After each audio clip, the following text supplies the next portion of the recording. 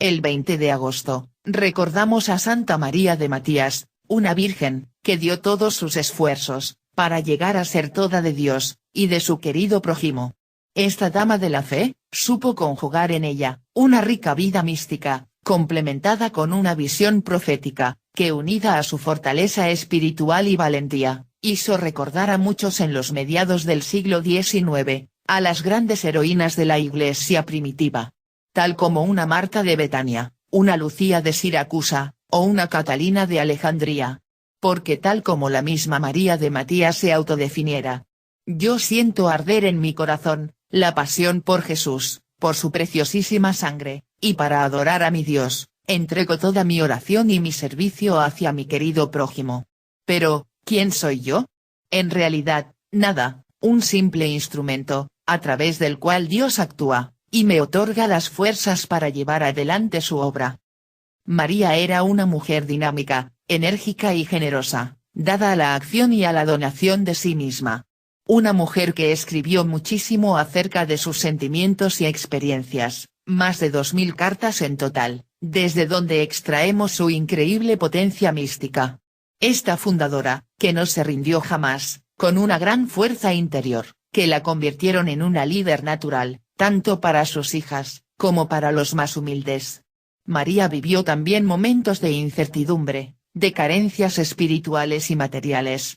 Siendo esos momentos en que siente el peso del juicio de los demás, la fortaleza que la harán superar todas las dificultades. Ella era débil con los débiles y fuerte con los fuertes. No temía los choques y se resistía ante todas las injusticias. Ella lo dio todo, con tal de llegar a ser toda de Dios, y de su querido prójimo.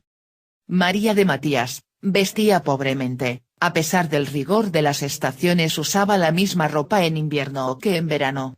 Basta recordar los frecuentes, largos y desastrosos viajes a caballo y a pie, en medio de los sofocantes calores, las heladas y nevadas, con lluvias, por pésimos caminos, a veces llenos de peligros y asaltantes. Más de una vez estuvo en peligro de perder la vida, que salvó gracias a la protección de Dios. Ella, despojada de sí misma, podía dar todo lo que era y tenía. En la desnudez del corazón y en la pobreza de vida, daba gloria al amor infinito de Dios, hecho visible en la sangre preciosa de Jesús, el Cordero de Dios, que quita el pecado del mundo. María Matías, nace en el año 1805, en una familia acomodada de Vallecorsa, al sur del Lacio en Italia, siendo la hija preferida de su padre. En estos años, en los principios del siglo XIX, tanto en su pueblo, como en general en todas las áreas rurales, existían muchas tensiones políticas y familiares, a causa de muchos asesinatos causados por bandas de forajidos y delincuentes, que asolaban los villorrios. Hacia los 13 años de edad, María vivió una profunda sensación de vacío que poco a poco fue afectando tanto sus relaciones familiares, como personales, que la tornó un tanto superficial. El cambio de María llegaría a los 15 años de edad, cuando a su pueblo llegan los misioneros predicadores de la preciosa sangre, dirigidos por Gaspar del Búfalo, fundador de la congregación. Gaspar dice ante toda la comunidad, que el único y verdadero misionero es Cristo, cubierto de llagas y de sangre, y que solo es Él, aquel que habla por boca de sus ministros.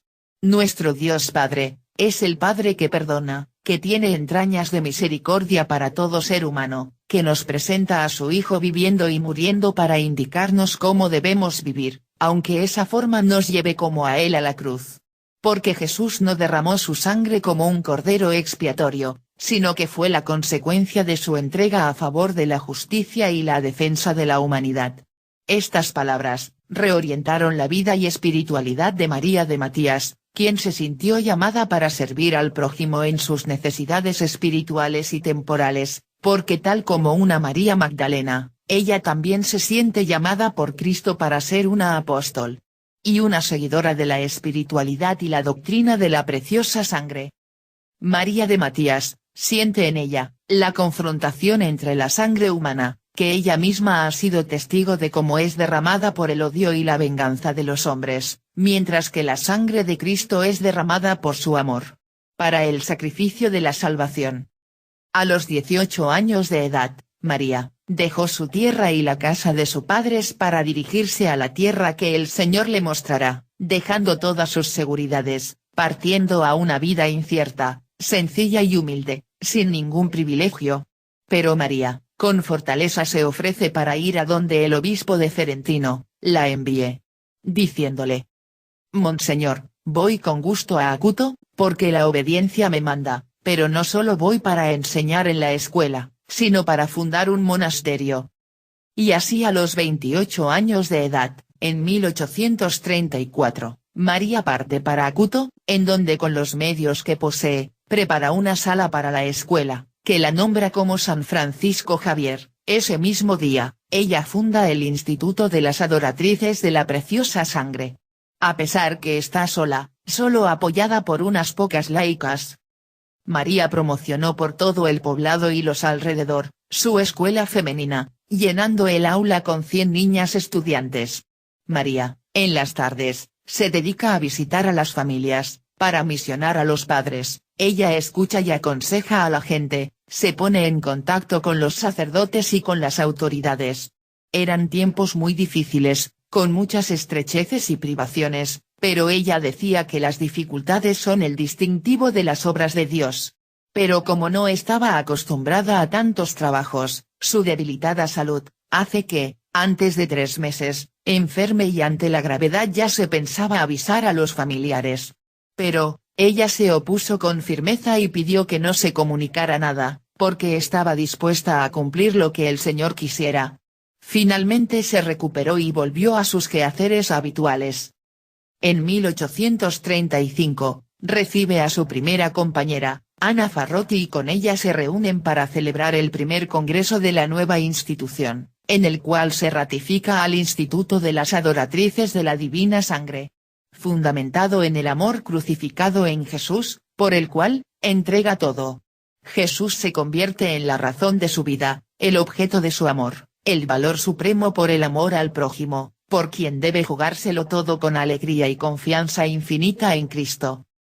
Con su ardor, entusiasma a otras jóvenes y, enseñando la divina sangre, poniendo a disposición de todos, en especial en las mujeres y muchachas, el carisma de la enseñanza, de la palabra, del anuncio, afrontando trabajos, molestias, pobreza, disgustos, tensiones y problemas que le llegan de todas partes.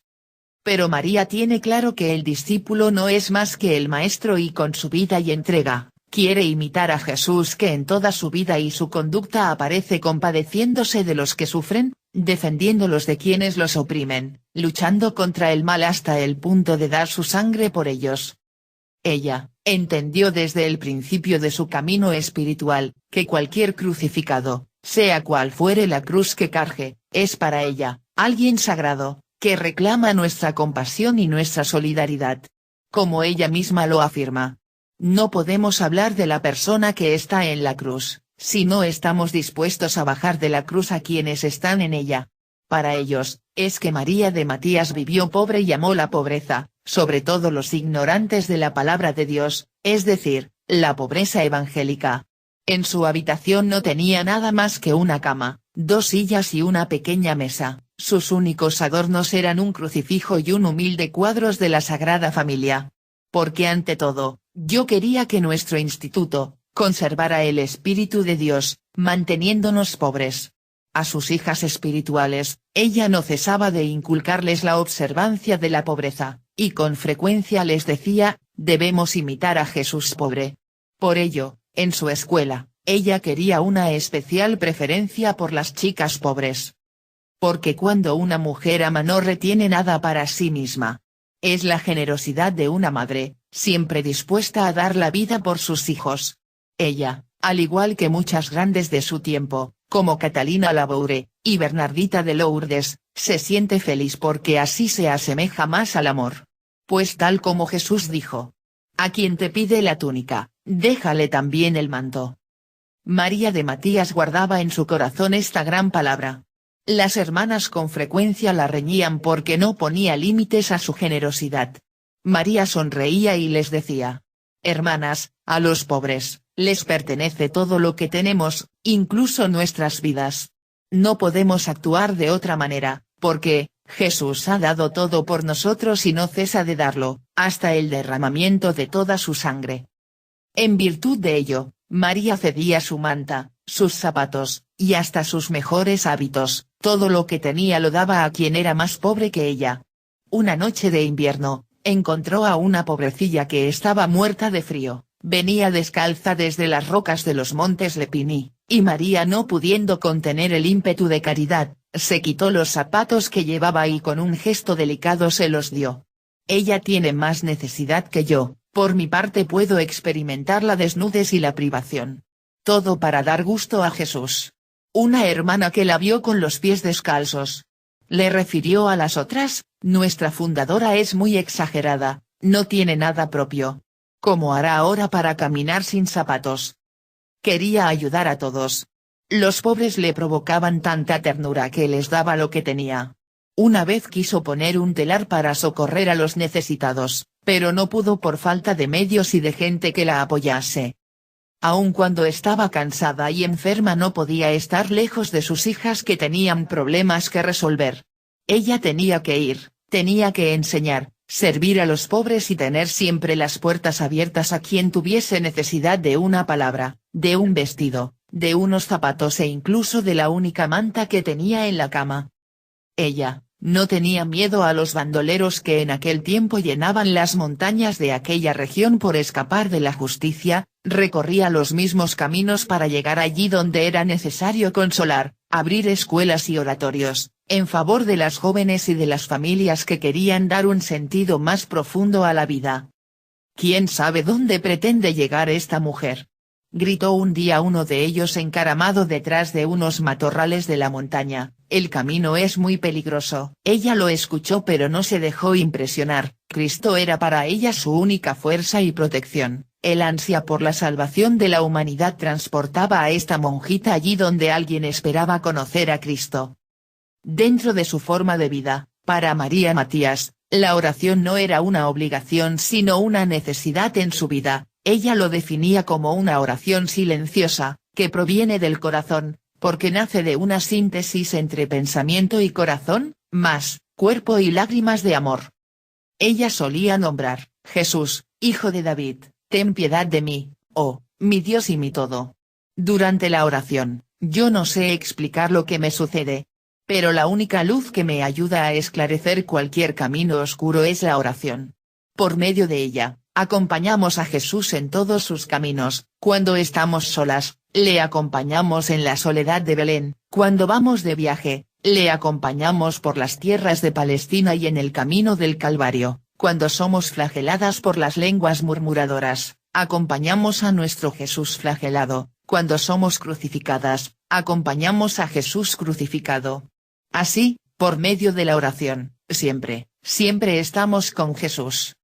Cuando estamos en medio de la tentación, abatidas por las necesidades físicas y temporales, abandonémonos en la divina providencia, acudir siempre a Dios. El amor hacia Dios no es más que un diálogo continuo con el único y verdadero huésped que debemos albergar en nuestro corazón. Con el silencio y la oración, conoceremos mejor la preciosidad de la cruz consagrada por la preciosa sangre de Jesucristo. La cruz la llevaremos siempre con nosotras a donde quiera que vayamos. El Señor habla a nuestros corazones por medio del silencio y de la oración. Esta relación amorosa con Dios, se expresa en el alejamiento del mundo y en la libertad interior que nos hacen capaces de dialogar con Dios, con un corazón abierto y en verdad. Yo estoy enamorada de Jesús crucificado. Porque desde que me dejé alcanzar por Él, me invadió tan profundamente, que nunca quise separarme de Él. Todo el día estoy anhelando encontrar a Jesús. Esta búsqueda apasionada no me quita la paz del corazón, sino al contrario me pongo a cantar, a reír y a tocar el órgano con serenidad. Yo busco a Jesús en todas partes. Y lo he ido descubriendo en los rostros cansados y sufridos, en la sonrisa alegre de los niños, en la mirada serena de mis hermanas. Muchas veces, lo siento latir dentro de mí, y en verdad, dentro de cada cosa. Mis penas, mis miedos, mis pesares, los disipo en el silencio de la capilla al finalizar la jornada, Allí sumergida en el temor y en el amor desahogo todos mis sentimientos. Los ojos se me llenan de lágrimas, cuando le digo: Jesús mío, estoy aquí a tus pies, aunque tú me echases fuera con la espada de la justicia, yo siempre esperaré en ti, que eres mi Salvador. A los pies del crucificado me parece ser uno de tantos pobres del Evangelio, repitiéndole: Hijo de David, ten piedad de mí. Sí, solo Jesús, Jesús solo quiero en mi corazón y nada más.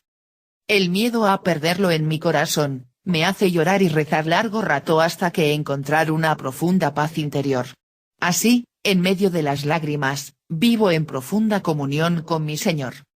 Para mí, la paz y el consuelo son dones de Dios que se expresan a través de las lágrimas, porque solo cuando se percibe que Cristo roto, pobre y humilde, inunda tu alma, porque Él ha sido y es compasivo para con los pobres y pecadores, para con nuestros pecados y pobrezas, con los que ha hecho comunidad de vida y mesa, con los que ha compartido las entrañas misericordiosas de Dios, solo entonces podemos pedir dolor y lágrimas. El amor nos impulsa a cumplir con el doble mandamiento evangélico, el del amar a Dios y a la humanidad, viendo a Cristo en cada persona, y poniendo en el centro de su camino espiritual y de su compromiso social y apostólico el amor y el servicio a nuestro querido prójimo. No olvidemos que nosotros servimos al Señor, ayudando a nuestro prójimo. A imitación de Jesús, acogamos a todos, pero con una opción preferencial por los más pobres. Para ellos, yo fundé mis escuelas, porque la escuela era un privilegio de los ricos, de los señores, mientras que los pobres, la plebe campesina, nacían y morían analfabetos. Las escuelas de las adoratrices, eran totalmente gratuitas, no solo estaban abiertas para las campesinas, sino también para las niñas de los barrios urbanos más desfavorecidos, dando preferencia para las alumnas más pobres. Yo siempre les dije a mis hermanas, que si había alguna escuela totalmente pobre que otros rechazaban, nosotras debíamos aceptarla, y si nos ofrecían dos casas, una en la ciudad y otra en una aldea, debíamos aceptar siempre la de la aldea. Yo siempre les recomiendo a mis hermanas, dedicarnos a las pobres de Jesucristo, sin dejar de atender a las de las familias más acomodadas a las que también llevó en el corazón. Pero, por caridad, les recomiendo que sean las pobres las primeras en ser servidas. Deseo que con delicadeza sean instruidas en las cosas de Dios, en la lectura y en las labores. Le recomiendo a las pobres para mí la parte más noble. Ante todo, hijas queridas, mantengan la observancia en todo, pero especialmente en la escuela. Deseo que se trate a las niñas con delicadeza y con amor, en especial a las pobres. Cuando yo era una joven en Vallecorsa dejé para siempre la idea de hacerme una monja de clausura, aunque de vez en cuando de nuevo me asaltaba la tentación, sobre todo cuando me sentía oprimida por las fatigas, la enfermedad y las dificultades de la vida comunitaria y apostólica.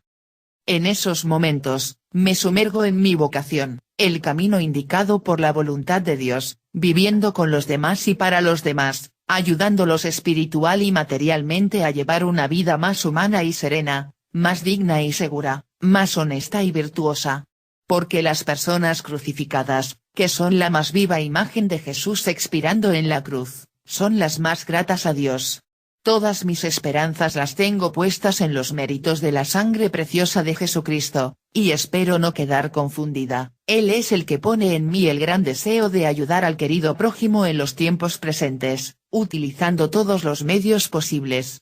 En nuestro instituto encontraremos todas las ayudas necesarias, y estas en todos los tiempos, mientras nosotras estemos dispuestas a trabajar siempre y a dar también la vida por la salud de las almas. Vivamos nuestro día a día con nuestro Jesús, sin dudar de la bondad de nuestro Señor, que con gestos de delicado amor me va ayudando, porque en el corazón, que me late en el pecho, siento viva la gratitud. Repitamos: qué bueno es Dios, porque es infinita su misericordia. Démosle gracias con todo el corazón. Esta es la gracia que pido al Señor, que no disminuya nuestra confianza en Él, y que nos ayude a esperar solo en Él, y por los medios que Él quiera. La principal obra de María de Matías, a través de la cual fue testigo indiscutible de la caridad redentora de Cristo, Fue la fundación de la rama femenina de la familia de la Preciosa Sangre. Del mismo modo que los misioneros se proponían la reforma moral y social de los pueblos y de sus gentes, por medio de las misiones populares y de los ejercicios espirituales, las adoratrices debían conseguir el mismo objetivo con la escuela, la enseñanza y la educación de las mujeres, formándolas de niñas y acompañándolas de adultas. En una nueva escuela, María le escribe a la directora: le recomiendo que haga todo lo posible para que vengan las niñas a la escuela, hermanas, procuren poner todos los medios para conseguirlo, este es nuestro deber, hacer el bien a las almas.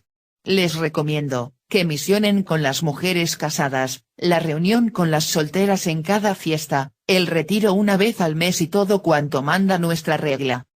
Este es nuestro apostolado, el servicio al prójimo, para ocuparnos de las mujeres, ponernos de su parte, instruirlas, asistirlas en todas sus necesidades humanas y espirituales, para mejorar su condición en la Iglesia y en la sociedad, capacitándolas para que puedan ser un aporte a la sociedad. Para María Matías y sus adoratrices, el querido prójimo eran en primer lugar las muchachas y las mujeres a las que dedicaban la mayor parte de su trabajo, no solo a través de la enseñanza, sino también en las diversas ocasiones y reuniones formativas previstas en el proyecto del instituto. Pero detrás de estas, estaban las familias, toda una comunidad a la que atender con interés y respeto. Solo de esta forma, el progreso humano y cristiano de la mujer, que el instituto promovía, podría tener un impacto benéfico en toda la sociedad, favoreciendo un mejoramiento en la calidad de vida.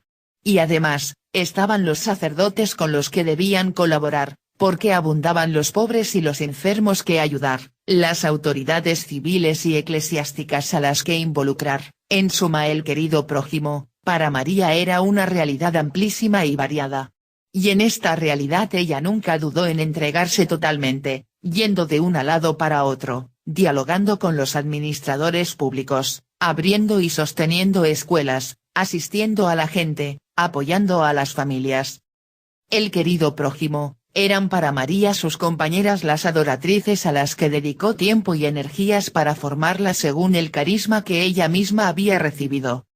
Entre los diferentes ministerios, María daría preferencia a los más idóneos para conseguir el fin que se proponía, la promoción de la mujer, escuchando las urgencias de su tiempo. Ella privilegió el ministerio de la palabra, el cual articulaba principalmente en los siguientes sectores: escuela, internados, ejercicios espirituales, catequesis y asociaciones. Cuando María se encontraba en Acuto, al caer de la tarde, en una sala del primer piso del monasterio, ella acogía a los pastores que volvían del campo y pasaba con ellos casi 2 horas instruyéndoles en la doctrina cristiana. Por ello, muchos la consideraban la mujer de la palabra. Porque es mujer del silencio adorante y contemplativo del misterio de la sangre. María, escuchó una voz que le decía: tú no escribirás para ti sino para los demás. Y así logró escribir casi 2000 cartas, escritas a autoridades eclesiásticas y civiles, y a sus hermanas, las adoratrices, y a su director espiritual. Toda mi alegría consiste en hablar de Dios. Siento el cansancio y la fatiga en el pecho, y hubiese querido callar, pero la caridad no me lo permite, y me esfuerzo. Cuando comienzo a hablar me desaparecen las molestias. Termino y de nuevo siento la debilidad extrema. La fama de María de Matías se extiende rápidamente a los pueblos vecinos, que la conocen como la predicadora. Al punto que en 1840, es acusada por el arcipreste, ante el obispo por ser una mujer predicadora, lo cual era exclusivo para sacerdotes. El obispo, envió a Acuto a 3 investigadores. Todos, concluyeron lo mismo. Que aquella fundación era obra de Dios y que se debía ayudar y defender, y castigar a los informadores falsos. Fue entonces que el obispo ordenó que María de Matías, continuara hablando, instruyendo y haciendo el bien como quisiera. Luego de este episodio, entró en una crisis espiritual, ella lo relata así. Me encuentro con grandes temores al verme expuesta a hablar de Dios a mujeres, hombres, sacerdotes y religiosos. Escribo llorando. Es posible, que una mujer, que tendría que vivir apartada a imitación de la Virgen Santísima y de tantas almas retiradas y desconocidas, que hacen mucho bien sin ser vistas, tenga que vivir así? Dios mío, qué engaño. Esto es lo que pienso. No puedo arrepentirme de haber hablado de ti, mi Dios, solo quisiera quitarme de la vista de todos. Su director espiritual, le dio ánimo para seguir trabajando y predicando libremente en todas sus asociaciones, así, María se serenó y con paz continuó su misión. En el año 1866, después de uno de tantos viajes visitando las comunidades y actividades de las adoratrices, María regresa a Roma y tiene que guardar cama con fiebre alta durante 4 meses, falleciendo el 20 de agosto del año 1866, a los 61 años de edad. Había abierto más de 66 casas en Italia, y también en Alemania e Inglaterra, contando con más de 200 hermanas en la congregación. La contemplación del crucifijo hizo brotar en María de Matías el amor por los hombres y mujeres de su tiempo, de cualquier proveniencia y edad, de cualquier cultura y condición social, ya que todos para ella eran el querido prójimo. María fue simplemente una mujer enamorada de Jesús crucificado que dejó que el Espíritu modelase su vida e hiciese de ella un don generoso para Dios y toda la humanidad. En la primera edición de la regla del 1838, María definía así la misión de la congregación: el nombre que tenemos de adoratrices de la sangre divina, nos recuerda que tenemos que estar dispuestas a dar también la vida, para que esta sangre divina sea por todos adorada y bendecida y que cada persona se aproveche para su propia salvación. Y encarnando el nombre de adoratrices, podemos testimoniar cómo en el año 1992, 5 adoratrices de la sangre de Cristo, misioneras en Liberia, fueron masacradas en la guerra civil, mujeres que como comunidad habían elegido quedarse al lado del pueblo en el abrazo solidario de quien siente preciosa cada persona y cada expresión de humanidad. Bienaventurados los que lavan sus vestidos en la sangre del Cordero. Cuando las aconsejaron regresar a su país ante el peligro inminente, ellas respondieron: de ningún modo, nosotras nos quedaremos siempre al lado del pueblo, de la gente que sufre. La vida nadie se la quitó, ellas ya la habían entregado. Una de las hermanas había escrito: no tenemos dificultad para identificarnos con el sufrimiento. Esta es la condición humana y nosotras adoratrices de la sangre de Cristo, nos hemos identificado fácilmente con el pueblo de Dios que sufre. Sugiero que contemplemos el misterio del sufrimiento a través del misterio pascual de Cristo. Él ha resucitado al tercer día y nos ha dado la vida nueva, la vida que debemos expresar con nuestra forma de ser. Si dentro de nosotras no nos reconocemos y no nos identificamos con esta esperanza, nuestra identificación con